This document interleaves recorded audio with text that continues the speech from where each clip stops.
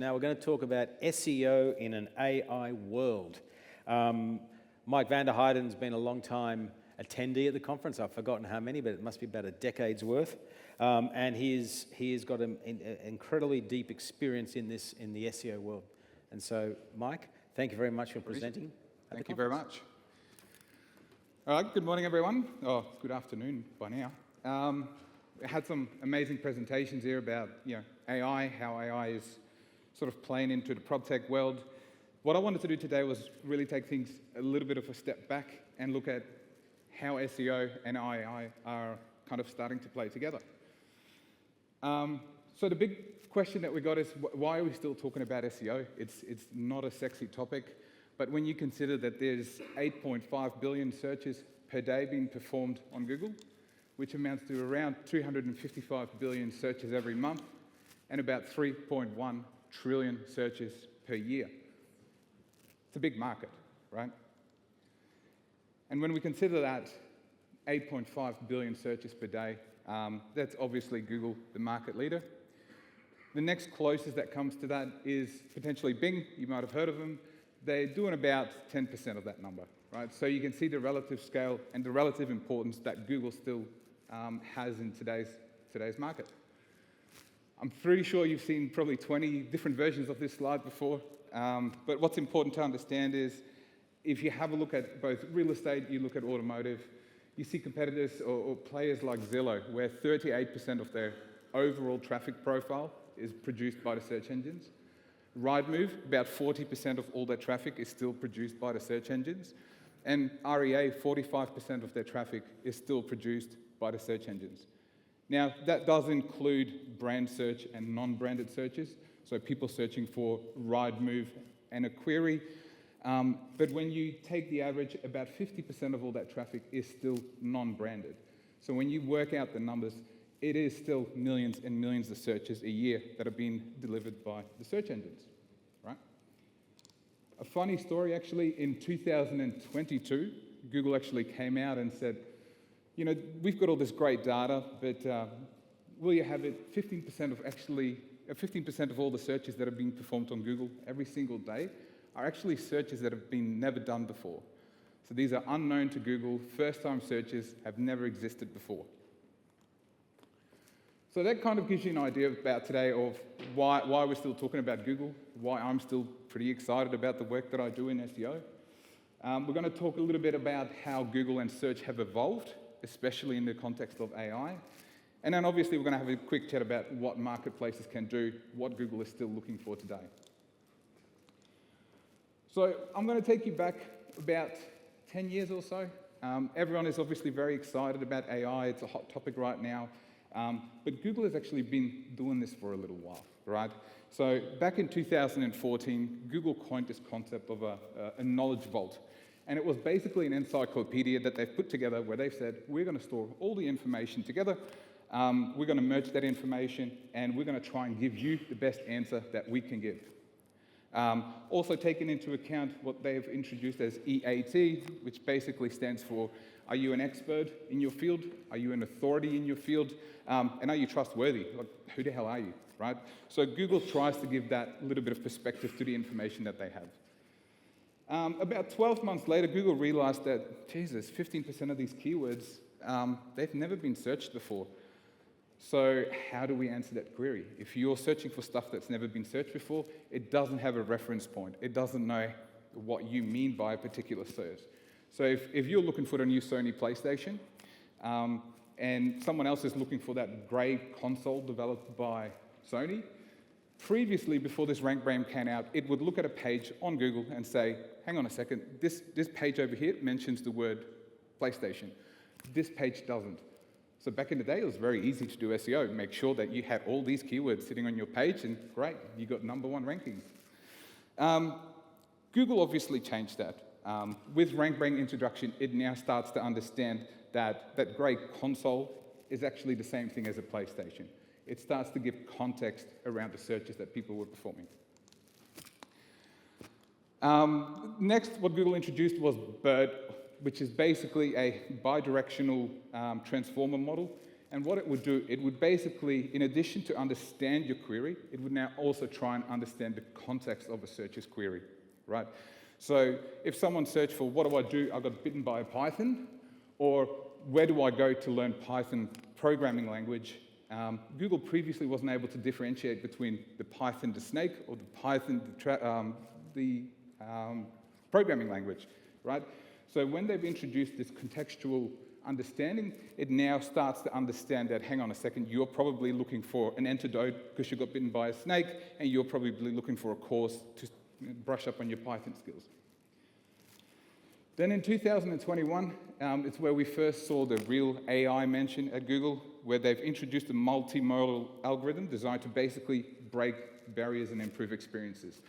They now know what you're searching for. They can now understand and differentiate between keywords and search queries that are quite similar. And it can also understand the context, right? In what context are you looking for these things?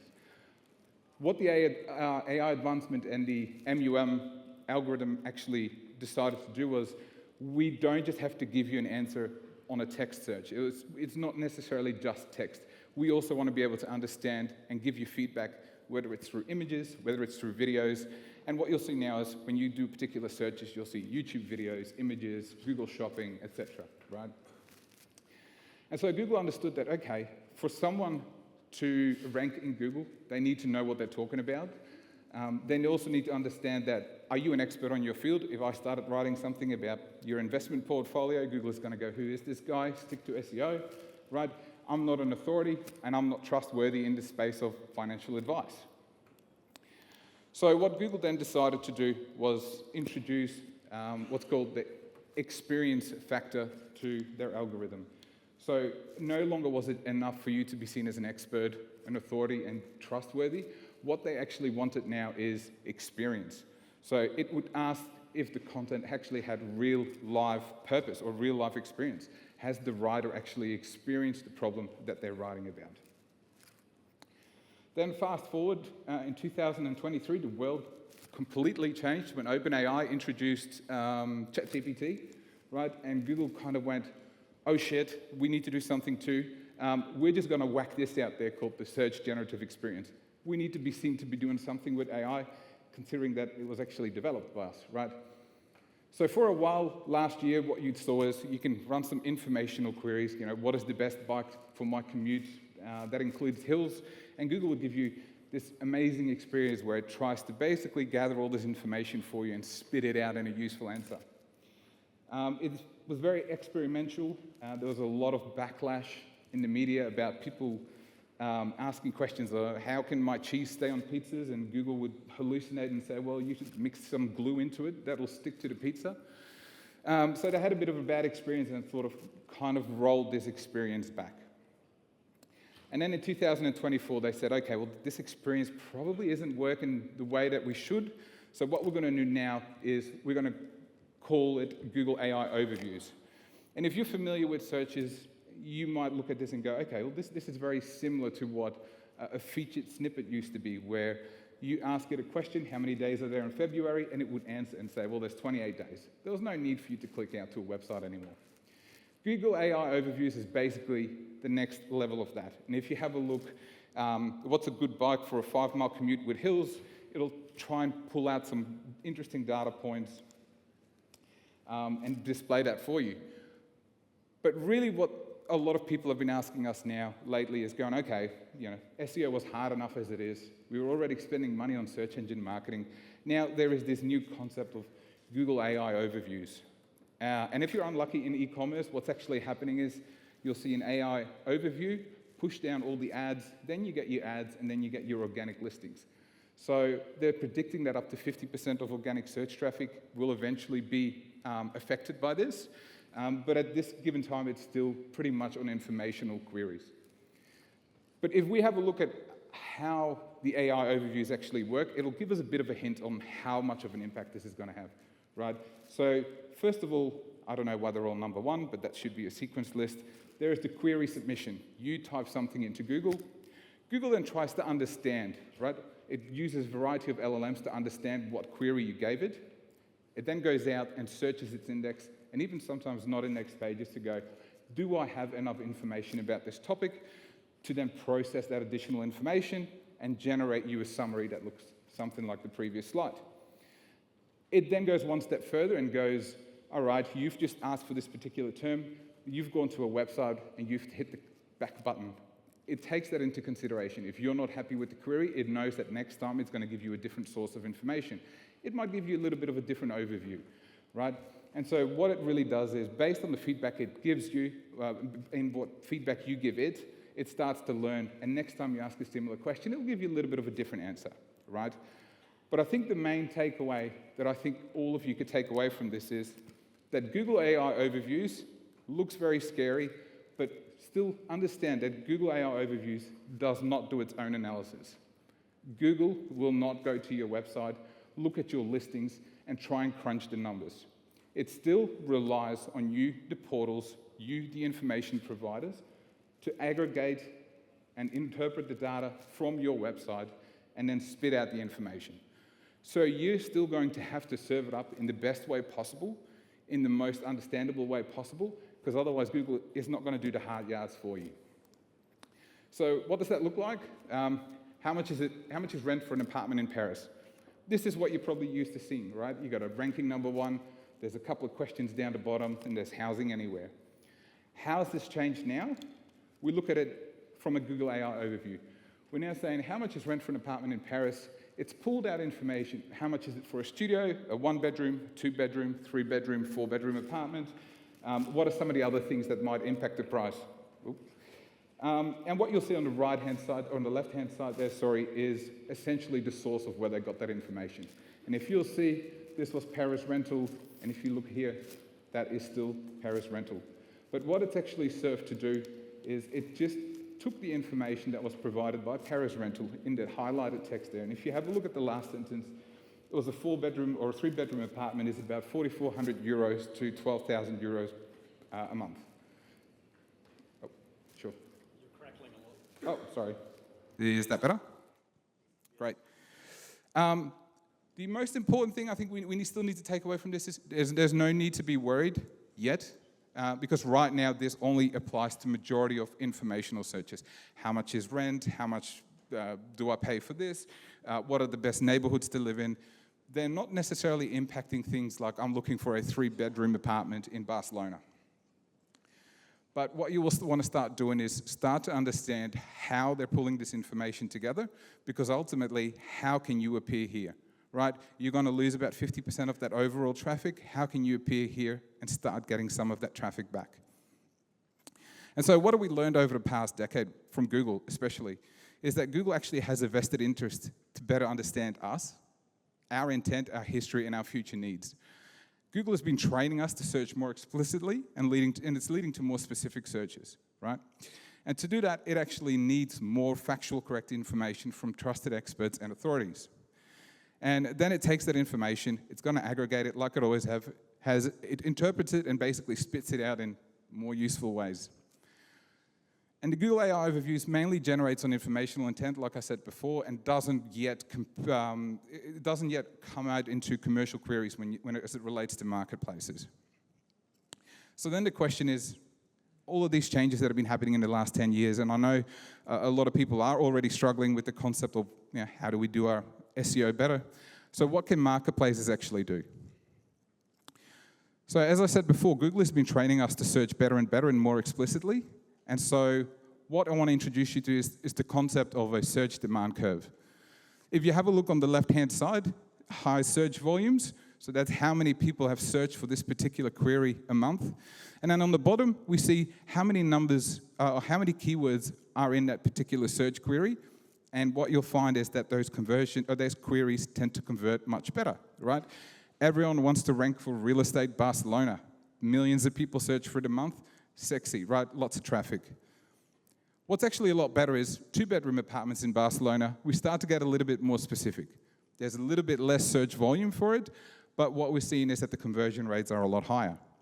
Now, if you look down to the long tail, what we call it is the two-bedroom apartment in Barcelona near public transport under 500K. And just because that graph cuts off, that keeps going forever and ever. As queries get longer, as we start using voice search, it keeps improving, right? And so the search volumes also shift accordingly. What we're seeing now is those big head terms, real estate Barcelona is only accounting for about 25% of those searches, those 3.1 trillion searches a year. And 75% is actually being targeted by those keywords with 5 to 7 or more words in the search query. So how do we go from property for sale in Miami, very high search volume, high competition. If you're a new player, very hard to get into.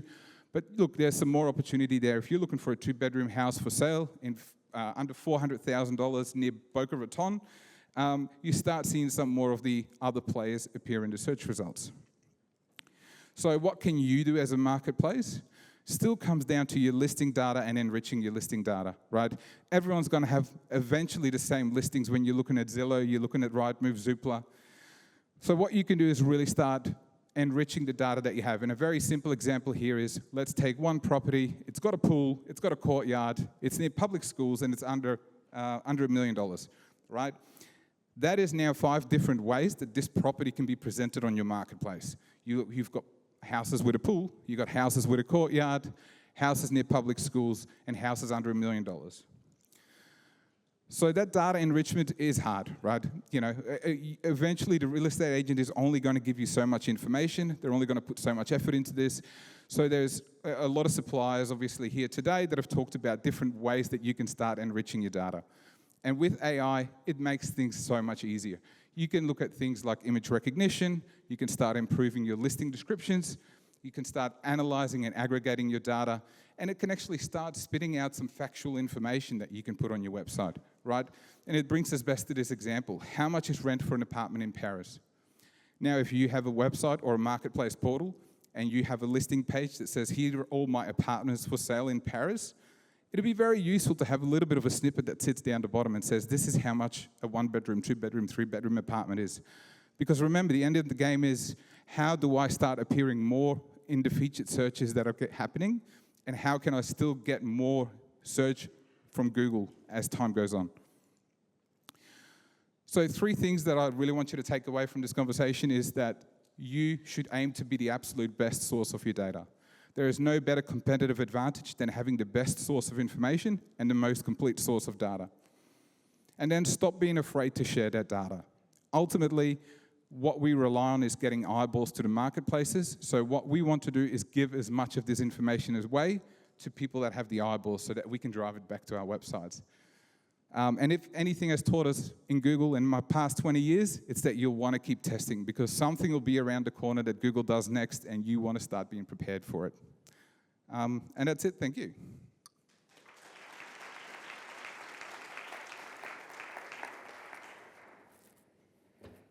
As always, fantastic insights. Okay, we've got the questions here. Have you already seen a general decrease in SEO traffic volume due to ChatGPT starting to replace Google for people's searches? Or due to Google AI replacing classical search? So the first question is no, not really. ChatGPT is just a GPT agent. There is a lot of people that are now trying to use it as Google, but that is not necessarily what it's made for. And it still gets about, I think the last stats were 0.1% cut through. On the Google AI overviews, though, yes, we are starting to see impact, right? So we're starting to see on some commercial queries, if you've got a website that just spits out publishing information, random facts, how many days are there in February, yeah, that's going to get cut back. And we're seeing drops as much as 30, 40%. Okay, now I guess this is the same thing. Do you think any new AI conversational player will replace or at least start to eat away at the traditional way of thinking about SEO search? It's a good question, but ultimately what it still comes down to is that these LLMs, these GPTs, still need information. So when you really think about it is, are you really that concerned, right? If you're a portal and you're providing the information, it is just another way that people are searching for that information. So ultimately, if you're providing that information to them, you shouldn't be worried. If they take 5, 10% market share, they'll just be performing the same searches, just in a different front, basically. Is it a case that if you think about, you do a search on Google, right? You just think about a question. I might be saying, how has CoStar been going with Matterport? right? I do that search into Google, and it's basically searching articles, and it's bringing back the original articles, and I have to scan through them. I put the same question into ChatGPT, and I get a far fuller answer that has sort of gone through, looked at the articles, and synthesized the results. Is that the opportunity that Google is missing, the traditional search is missing, and do you think that approach will eventually be replaced? Again, I still think you're right. The information that ChatGPT gives you in that context is much better. Will Google kind of not take advantage of that, or won't? They'll have an answer to some degree, right? But if you're an information provider that is just providing factual information on news data, that is something you'd want to be worried about. If you're addressing people that are searching for 4-bedroom apartments in Barcelona, ChatGPT is not going to give you an answer that says, here's the top 10 listings. It has a really hard time synthesizing information where the intent is, I want to see a list of stuff, right? So I don't think ChatGPT is going to take that over. Okay. Yet. Right. Okay. Google has taken a bite out of some markets, such as flights. Do you think they'll do the same in home listings? And this is sort of that age-old question that goes all the way. Does anyone remember Google Maps having listings on them? Does everyone remember that? Google Real Estate back in 2007? Yeah. 2007 to 2008, so nearly 20 years ago. And what Google did when the maps first came out, and the reason we know about this is because Google Maps was developed in Australia, in Sydney. And what happened was they went and got all the listings off an REA or a domain or whoever it was. Well, actually putting agents' listings. I can't remember exactly what they were doing. And I got summoned to explain why this was the biggest threat on the planet for REA in those days. And what happened was that they didn't understand the user experience. People don't want to they don't want to start by looking at a map and then having to click on every icon to get a little image to then having to click again. They wanted to look at that list search. So do you think Google has learned from that over all these years? Absolutely. And do you think they'll start to eat away? I think Google has tried this before, and it's not. I don't see it being a portal player. Bing has recently started doing this again. It started trying to aggregate property data. It was doing that from, I believe, Redfin and Zillow. And to a point, Redfin and Zillow just said, maybe just stop it. It's not really working for us. Google has the ability to aggregate some of the information, but running a real estate portal is much more than just having data. And the second thing is just having the information there. Google doesn't have the compute, or doesn't invest in the compute power to kind of give the user experience that a portal has. Yep. So I don't think it's going to be a challenge anytime soon. Okay, another question here. Bing, because you mentioned it, Bing Real Estate, will it grow or die?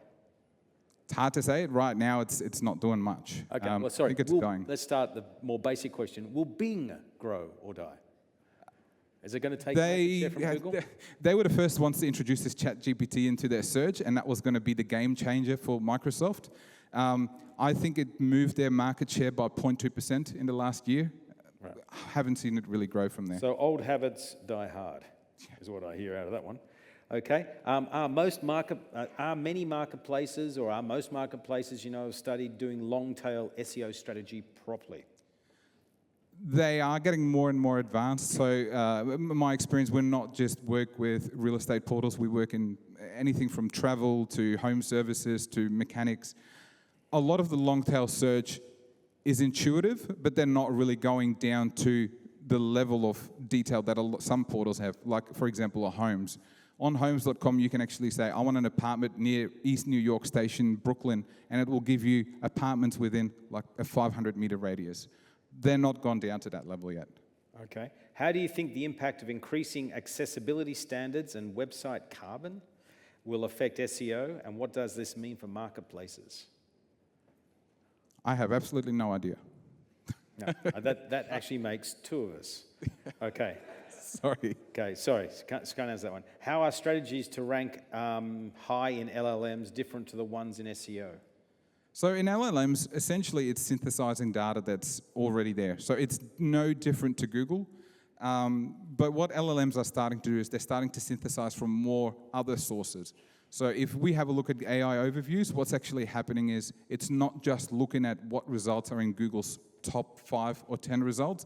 It'll actually take results that are ranking position 100. As long as it does a better job of answering the question, it'll try and pull it in as a source and test to see if it's actually useful to people.